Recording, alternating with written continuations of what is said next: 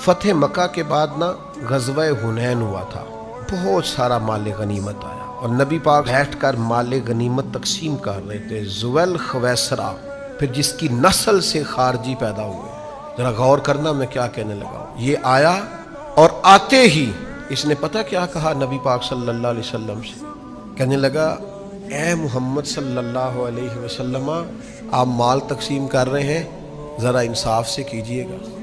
معاذ اللہ ثم معاذ اللہ، یعنی حضور کو کہہ دیا، اللہ کے رسول سے کہہ دیا آپ مال تقسیم کر رہے ہیں غنیمت کا، ذرا انصاف سے کیجئے گا۔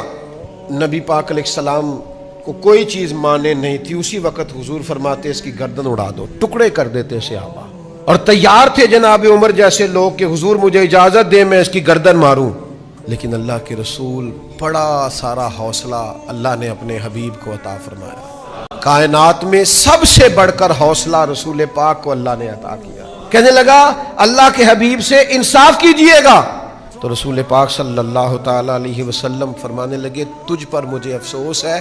یہ ذرا انداز دیکھیے جواب دینے کا۔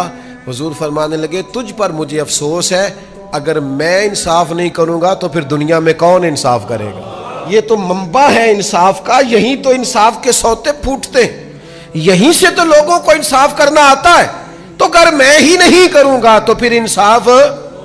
لیکن اگلی بات حضور نے جو کی لوگوں کو سمجھانے کے لیے، حضور سید عالم صلی اللہ تعالی علیہ وسلم فرمانے لگے اللہ تعالیٰ میرے بھائی حضرت موسیٰ علیہ السلام پہ رحم کرے، ان کو اس سے زیادہ ستایا گیا۔